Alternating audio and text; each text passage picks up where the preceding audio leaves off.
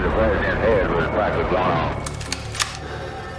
Now, we tell the story of that terrible event, minute by minute, from the unique perspective of three of those at the center of it all. Roy Kellerman, the Secret Service agent in charge. This is a massive failing by the intelligence services.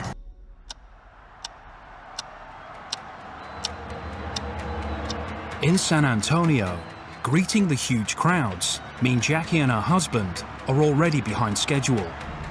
As they begin their journey to Brooks Air Force Base, they travel in open-top cars so they can be seen by as many people as possible. Keeping a close watch over them is their 9-man Secret Service detail. The Secret Service main objective is definitely to protect the president.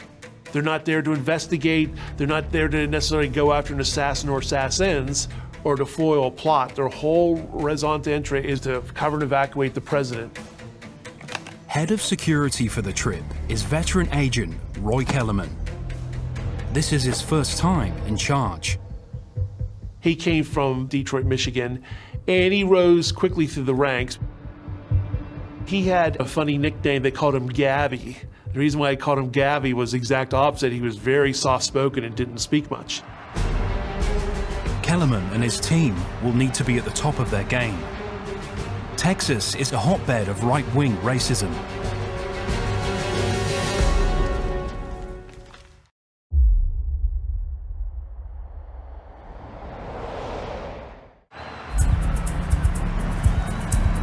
Jackie Kennedy and her husband are beginning their 3-day tour of Texas. Well known for being a hotspot of right-wing racism, it's considered a very dangerous place for the Kennedys to visit. In June, Kennedy had delivered a speech supporting the civil rights movement. The fires of frustration and discord are burning in every city. His words divide America. North and South. By giving his famous June '63 speech, he really fanned the flames in the right wing, the kind of people that President Kennedy himself said, well, we're heading to nut country now.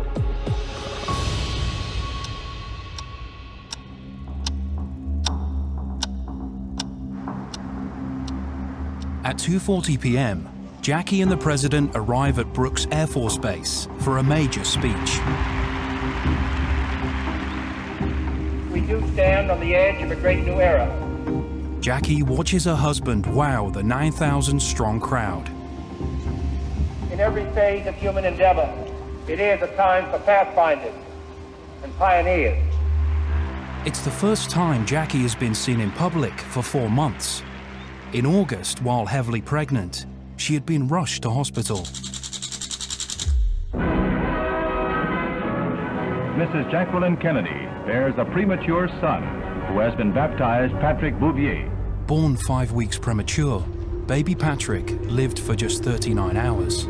Jackie's presence means bigger crowds, something that delights her husband, but worries Secret Service agent Roy Kellerman. Kennedy walked among the crowd, shaking hands, generally creating a nightmare for the Secret Service men who found themselves concerned about their inability to protect him. Kellerman and his agents are doing their best to create an envelope of security around Jackie and the president. Working as a team, they know exactly what to look for. You're looking for something out of place. You're looking for an angry face, somebody with their hands in their pockets. They'll tell them in a nice way, please remove your hands from your pockets. This is the stressful part of their job. This is what they signed up for. They knew that when they made the White House detail, they were the elite of the elite. Kellerman and his team are about to be tested like never before.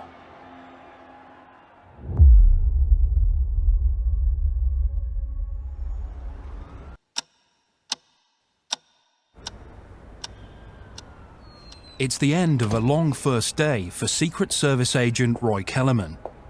With his charges secure in Suite 850 of the Hotel Texas, he clocks off. But as Kellerman heads to bed, many of his agents head to the bar. 9 agents drank the night before the assassination. That's grounds for removal from the agency.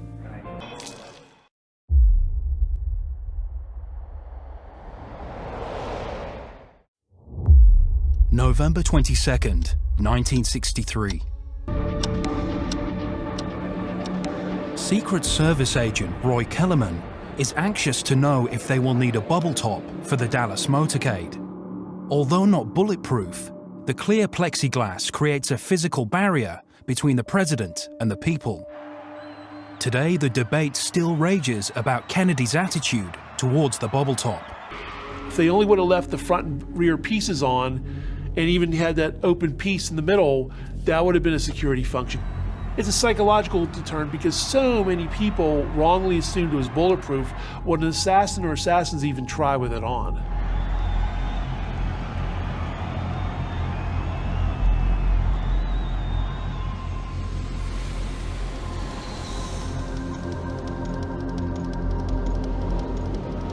It's taken just 13 minutes in Air Force One to fly from Fort Worth to Dallas.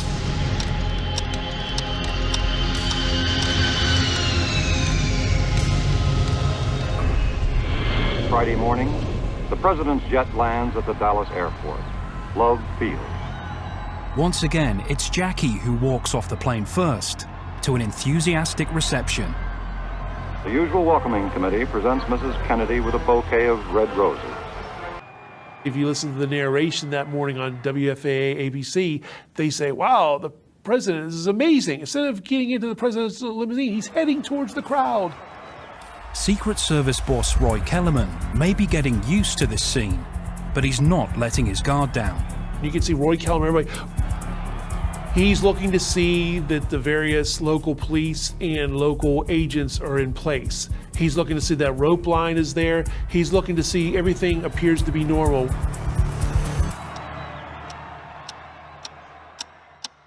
Sick.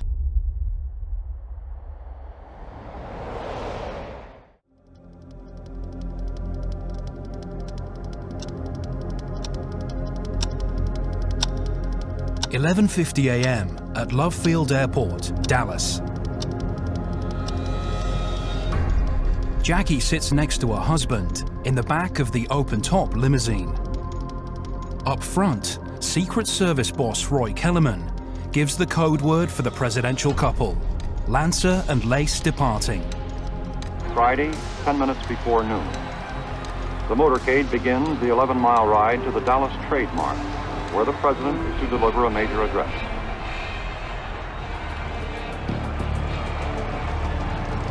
The motorcade stretches for half a mile. You had the presidential limousine. You had the Secret Service fob car. You had the mayor's car. Then you had the vice president car, and you had the Secret Service fob car for him, other various dignitary cars, local congressmen and senators, you had the press and so on. Humiliated by the October attack on UN Ambassador Adlai Stevenson, the City of Dallas police have deployed over 700 men, but unusually, none are guarding Dallas's many high-rise rooftops. The major trip before in Florida, in Tampa, 28 miles, almost 3 times the length of Dallas. They had multi-story building rooftops guarded with all the sheriff's department with heavy arms. In fact, I spoke to the lead motorcycle officer in Tampa. He told me, oh, every multi-story building at 28 miles had armed men, and they would have shot anybody untoward during that motorcade. Got a pretty good crowd of people down here on Turtle Creek. It's down to 2 lanes of traffic. He spotted a sign asking the president to stop and shake hands. In a moment, the president's car is surrounded by screaming children. You can see from the photos, they got all around the limousine there as it stood still.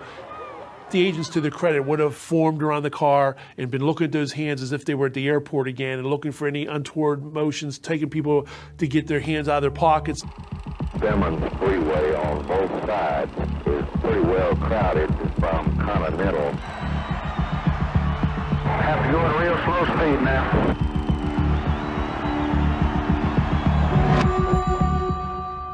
Nearly 5,000 miles away, in the offices of a small local newspaper in Cambridge, England, an anonymous caller tells a reporter to call the US Embassy for some big news.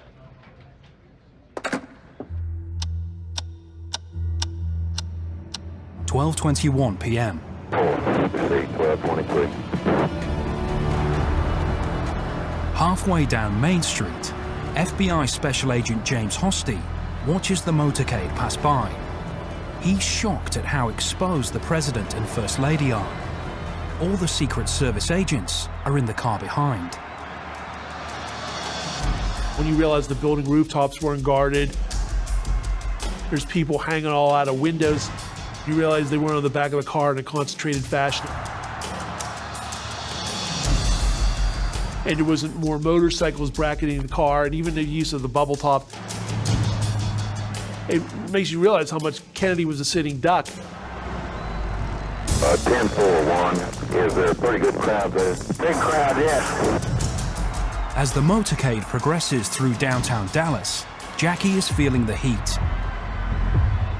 Exposed in the open-top car, she's not as comfortable as her husband with frenzied crowds. The motorcade turns off Main Street and enters Dealey Plaza. And they make a short right-hand turn onto Houston Street. In the presidential car, Jackie hears Governor Connolly's wife say to the president, "You certainly can't say that the people of Dallas haven't given you a nice welcome." And the president says, "No, you sure can't." Then they make the really tight jog onto Elm Street. Now, this was all a violation of Secret Service protocol and common sense. You're never supposed to take the president in a situation where you're slowing the car down like that. The president's car is now turning onto Elm Street, and it will be only a matter of minutes before he arrives at the trademark. I was on Simmons Freeway earlier, and even the freeway was jam-packed with spectators waiting their chance to see the president.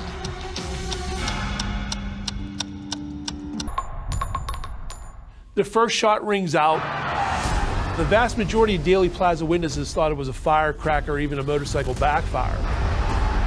The moment of the first shot is one of chaos and confusion. Secret Service Agent Kellerman jolts his head to the right, where he thinks the shot has come from.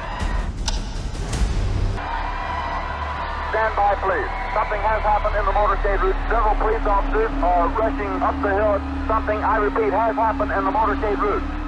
Secret Service Agent Kellerman screams into his radio. Lawson, this is Kellerman, we've been hit. Win Lawson was the agent in the lead car in front of them. We've been hit. Get us to the hospital immediately. Stand by. 10-4 Parkland has been notified, 1232. Jackie Kennedy tries to get out of the limousine, her pink suit covered in her husband's blood.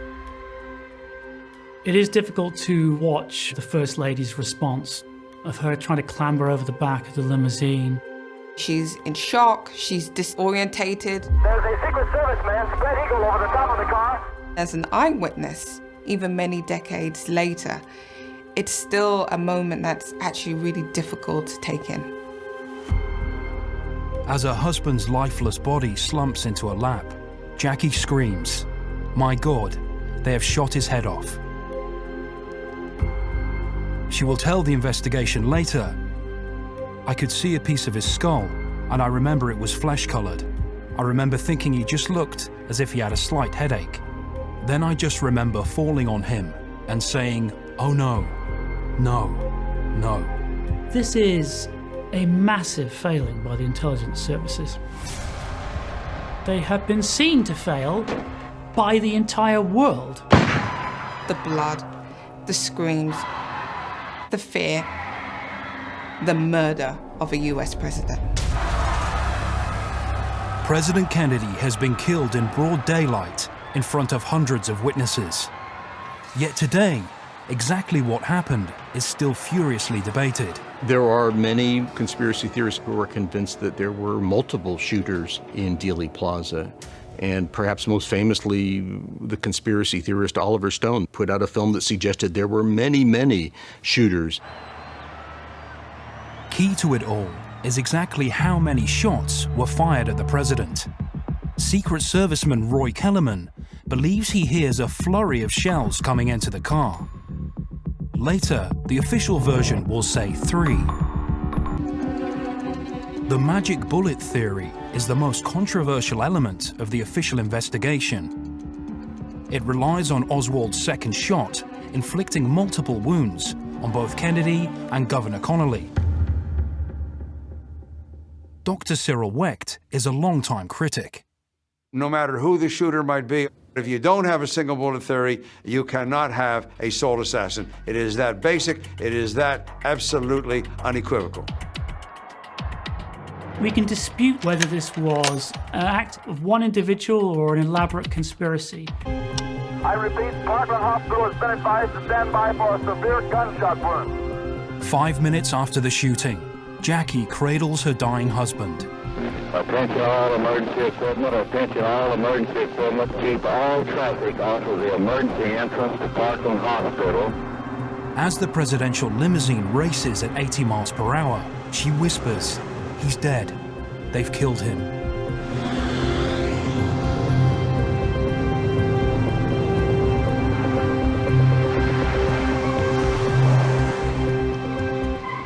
As the motorcade screeches to a halt, Agent Kellerman helps lift the president out of the car.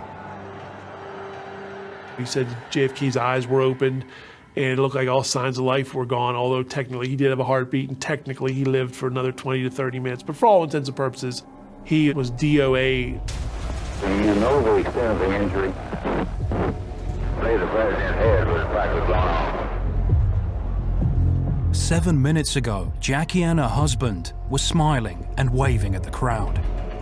Now she follows his lifeless body into the operating room. President's wife, Jackie Kennedy, was not hurt. She walked into the hospital, had her husband stretcher side.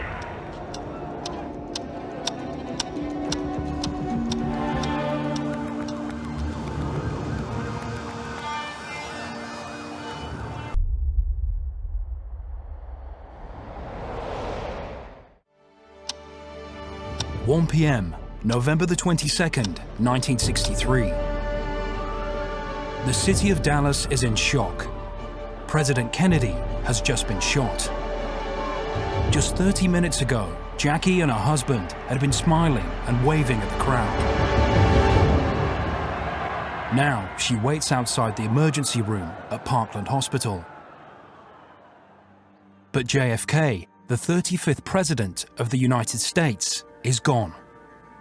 A doctor tells her, "We will not pronounce him dead until he has had the last rites." Kissing his body, Jackie begins to cry. Just a moment, we have a bulletin coming in. We now switch you directly to Parkland Hospital and KBOX News Director Bill Hampton. As Oswald surrenders, he says, "Well, it's over now." The interesting thing about Oswald is he's always assumed to be guilty, and yet he was never tried, never brought before court, and never sentenced. Within hours, FBI Director J. Edgar Hoover will tell the world they have caught Kennedy's killer. There's no way in the world that he could have determined that. He could have believed it, but until you check every possible contact that Oswald had, 2.5 years in Russia, and then the contacts he had in America, how can you possibly know that? But he's already announcing to the world, they're locked in. Now a newly released memo reveals an astonishing fact. Hoover was determined to prove Oswald's guilt, no matter what. The thing I am concerned about is having something issued so we can convince the public that Oswald is the real assassin.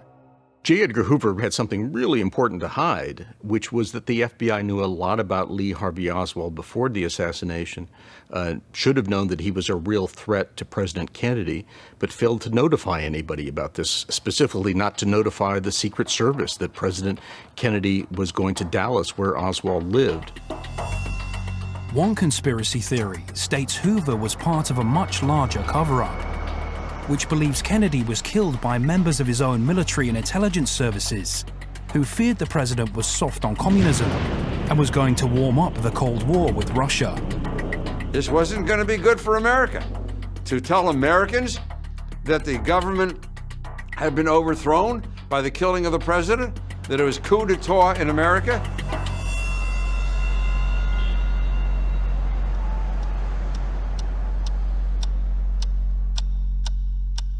Just after 2 p.m., Jackie climbs into a hearse with the body of her husband. Roy Kellerman and the Secret Service have ignored the Texas officials. They are all leaving for Washington. Helen O'Donnell's father helps carry the coffin. My father said that they didn't want the president's body to be removed because they figured they're going to get the blame, so they want to make sure it's all done right. But my father was like, the hell with this. Soon, the president's autopsy will reveal some extraordinary results.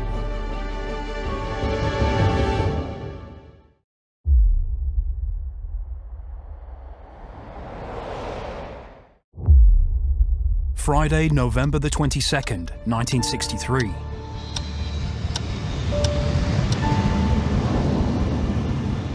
Just over 2 hours ago, Jackie Kennedy and her husband were welcomed at Love Field by cheering, smiling crowds. Mrs. Kennedy joins him in the throng of outstretched hands and cameras. Now, the crowds are gone. How can it be that you see someone so vibrant just over an hour ago, and now their life has ended?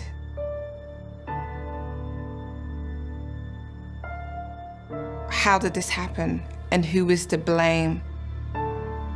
Jackie watches as Secret Serviceman Roy Kellerman and his agents struggle to load her husband's body onto Air Force One. The coffin is too wide for the aircraft door. Kellerman and his team pull off the side handles.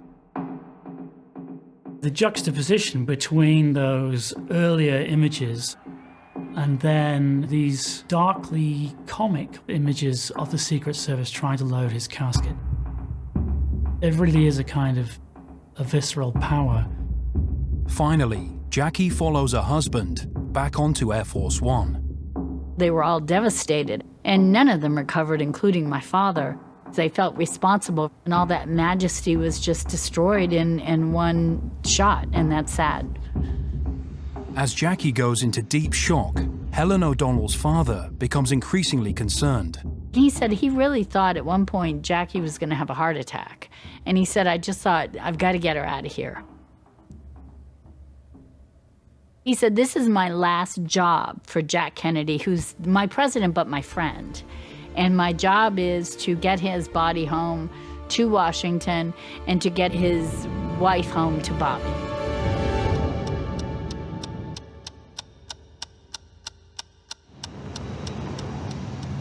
While Jackie rests in the presidential suite, Roy Kellerman finds the atmosphere on Air Force One tense as the vice president's security team take charge.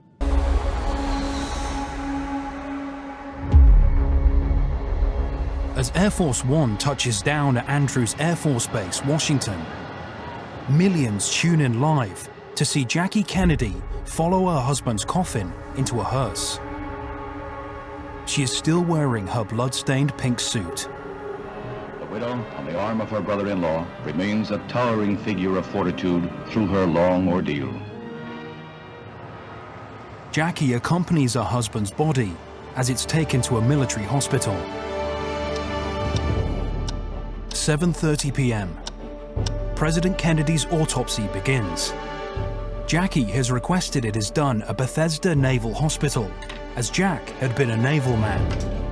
But today, others question the real reason for taking his body to a military hospital. It was basically a national security move to a military hospital where more agreeable people could look over the body and could be twisted under military orders. They wanted to have the autopsy done under military control. There were 33 people in the autopsy room that night, including 4-star admirals and generals. These guys were told what to do. There's no question about it. Secret Serviceman Roy Kellerman is also in the autopsy room. He helps the pathologists identify the president's wounds. When the doctors were working on the body, he made a crucial observation. He noticed the back of the president's head was gone, which is critical if you believe there's a conspiracy, because again, entrance wounds are small, exit wounds are large. The autopsy reveals Kennedy was struck by 2 shots from the rear. Vital information that will lead investigators to conclude Oswald was the lone gunman. But for many, this evidence didn't add up. The Dallas doctors had said they saw a large exit wound in the back of the president's head. indicating a shot from the front, and therefore more than one shooter. The autopsy is essential in providing an authoritative account of the causes of the president's death, but it did not do that. There's a lack of agreement about whether they are looking at a shot that has entered the president's body from the front or the back, and that immediately raises the issue about whether or not there are one or two gunmen. For decades, veteran pathologist Dr. Cyril Wecht has believed the autopsy findings are wrong. He's convinced the president was shot from both the rear and the front. It's infuriating every time I talk about it, and today I'm talking about it maybe for the 10,000th time. It just infuriates me. The passion just automatically flows. I don't have to press any buttons or pretend that I'm angry. Suspicion has also been cast on some of those closest to the president, in particular Secret Serviceman Roy Kellerman and his team of agents. They definitely felt like they failed in their mission. They had one job to do, the number one most important job. The life of the president was taken. Although he never spoke about the assassination, Kellerman hinted he thought there was more to the story than just Lee Harvey Oswald. I spoke to his widow, her name was June, and she said that Roy accepted that there was a conspiracy. In fact, when he spoke to the House Select Committee, he says, I'll accept that. It's like, wait, so Roy accepted there was a conspiracy? Yes, he believed there was a conspiracy, but she never got any details from him, nothing. In recent years, millions of pages of new information have been released. Today, there is overwhelming evidence that the US intelligence services knew more than they said about Lee Harvey Oswald.